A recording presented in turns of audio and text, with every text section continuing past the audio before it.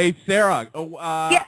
I can't believe I'm going to do this, but tell me about your friend's podcast real quick. Let her plug it. Let her plug it. Whatever. Okay, well, she's actually in the other room right now, but she has a Disney podcast called the Tierra Talk Show. Wait, I take this back because she's so disinterested. She's in the other room now. She's making jokes and smoking a bong. Yeah. No, she's not disinterested. She's actually tending to her cake. She's making a cake right now. She likes to bake. So what's the name of her podcast? Where can we find it? What's the name of her cake? What kind of cake is Yeah, it? and that too. It's an upside-down cake.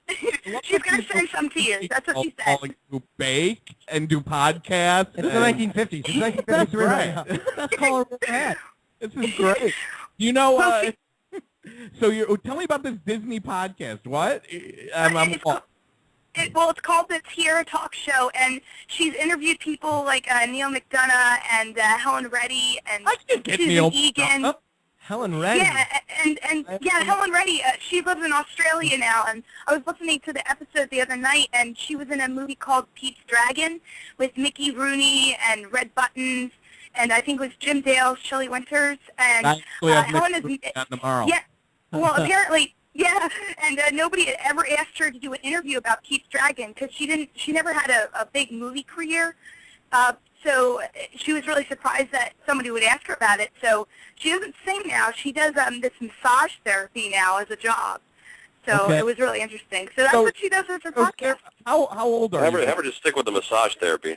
Yeah, I was going to say, is she interested in having Chris Ranji on the show? Well, I got to, Ron's always available for booking. Well, she got the degree, she said, if I'm remembering correctly, she got the degree for the massage therapy at age 60. That's what she said. And she's not touring anymore, but she does the Family Guy things. If you listen, she does a Family Guy where she just sings a song for them sometimes. That's great. Well, Sarah, thank you so much for calling in. Follow them at Matt Aaron Show on Twitter, too. At Matt Aaron Show. Tell her to follow that. Sarah, go get it. Follow me. I need get you a to Twitter. follow me. Get a Twitter and follow Sean, and then hashtag third run. Run third. Yes. Run third. I will definitely do that. I'll tweet Sean all the time and say, I know you from I don't know. Well, thanks so much, you guys. Have a good night. Okay, unfollow. So there's Twitter, hash browns give you the hash browns give you. Yeah, hash browns give you the runs, and hashtags give you the tweets. Yeah. So Third run. Look at the number in the bottom left-hand corner. That's zero favorites. Oh, sorry, the other bottom number. left-hand corner. Yeah, 19,165. So we need to get that up 7,000. No. Let's see if we can get it on the rest of this. What do we have? How much longer are we going to do? Well, we have as long as you want. But half hour? Mike likes me to edit myself. In the next half hour, see if you can get it up to 500, 19,500. Oh God! You think you can do it? Oh, that's well, how many people are listening? I got to start tweeting. Yeah, and Sarah, yeah. And Sarah. And Chris. Sarah was listening. Actually, yeah, man. That's a our good question. mom. How many people are listening to this? I want to know. Here's a crazy thing that we've been finding out. We've been doing more live listeners lately than Kevin Pollak's been doing, that Adam Carolla been doing. Not to brag, but I'm feeling good about that. And we're also doing very well subscription-wise. So on the iTunes, somewhere around 50,000. They won't give us an exact number. They won't. But we can tell from the analytics on all our other stuff. Well, I am going to download the podcast, or I'm gonna. What do? You purchase it? Yeah, you go to iTunes. It's free. I don't make it down. Yeah, it's free, right? Unfortunately. It's on us. Yeah, it really is on us. Yeah. So let's do something highly. Actually, I have a question for Sean, unless you've got something that you wanted to ask him. I'm a bystander in this whole thing. Chris, I have nothing important ever. Go ahead. Well, I know that. But if you have something planned, I don't want to step on your plans. You know what I mean? No, we're just here at Detroit Style Coney Dog. Mike Binder, Adam Sandler, Tim Allen, Sam Raimi own it. 8873 West Sunset Boulevard here in West Hollywood. Go, Chris. Ask your inane question. No. They are. You've heard. Wait a minute. You're on to me. I'm still thinking about Sarah's cake. I can't. They upside down cake, and then they were going to knit blankets for the boys in the Crimean War. So what do you got, Chris? I know you got the question. When a person is whether it's a television show or maybe, a movie that has been important to a lot of people. For you, I think a lot of us had grown up watching the movie Goonies, and I'm sure you get asked about that a lot. But do you ever get to a point where you say, whether you were the guy that played Kramer on Seinfeld or some character that or George Costanza, everybody identifies you with that, or most people will either probably identify you with Rudy, with being Rudy, or with being in the movie Goonies. Do you ever get tired of hearing about those, or have you gotten to the point where you just said, you know what, that has provided for me a pretty good life.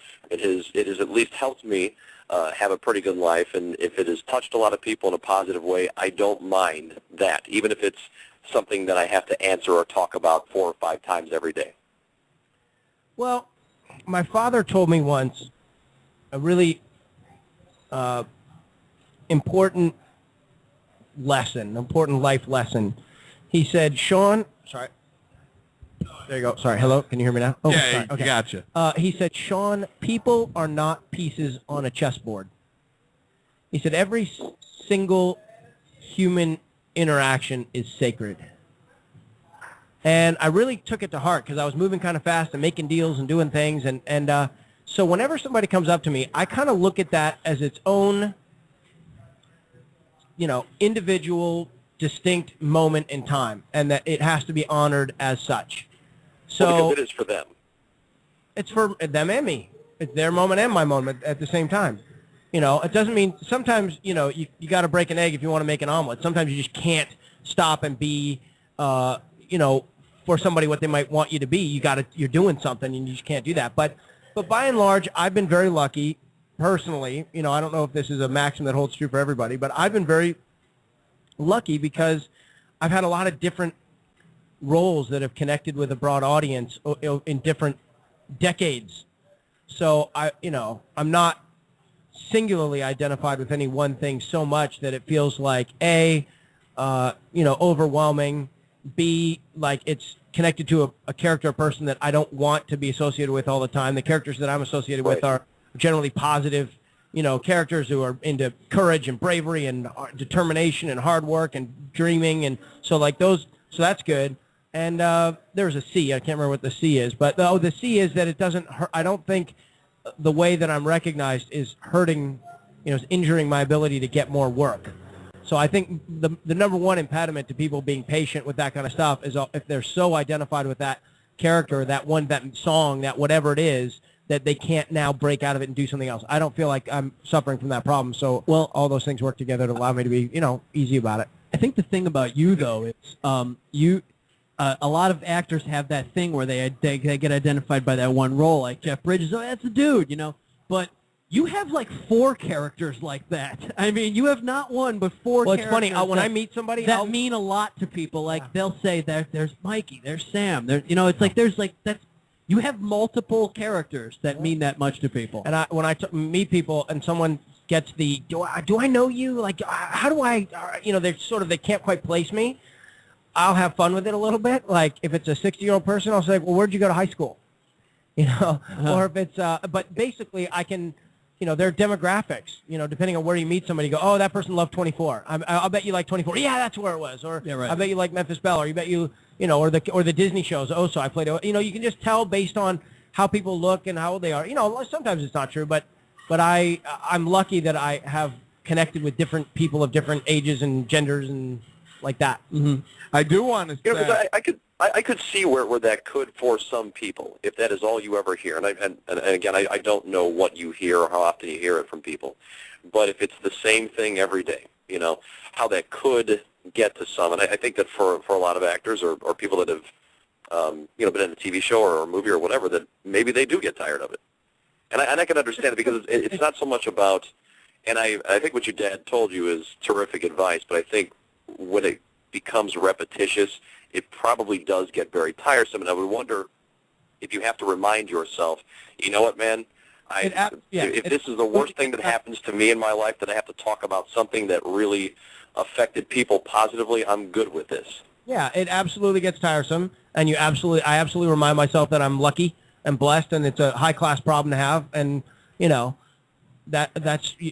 absolutely like, it has to be like that, But what I was saying at the beginning of the show was, for my little segment here was that there are rhythms of people's questions and themes that run along it. So, what was it like working in Rudy? Was the Lord of the Rings the most amazing thing you've ever been a part of? Like, I grew up on the Goonies. There, I hear those themes, all the time, every day. And to me, that when you say good morning to somebody, right? How many times you say good morning? You say it 150 times in the morning to all these different people, and that's a nice salutation. To me, I look at it as kind of like a salutation, and then whatever's going to happen beyond that happens beyond that. I don't live. And the other thing I said in the beginning, which I really believe, is that if you're moving forward, if you're doing something you like or that you believe in, those kinds of moments that are repetition and annoying feel like there's something that's happening on the way to you doing. They're kind of happening adjacent to what you're doing. If that's all you're experiencing, if you're standing still or you're moving backwards, like you can't get the jobs you want or you don't have enough money that you need and all these kind of things, and all of a sudden those things could feel more oppressive. But I take your point, which is that really lucky to have blessed to have made movies that have connected with people, particularly like you were saying on a like a deep level. Then yeah, that is. I am fully aware of what a gift that is and the importance of that exchange between me as a performer and the audience who's enjoyed it.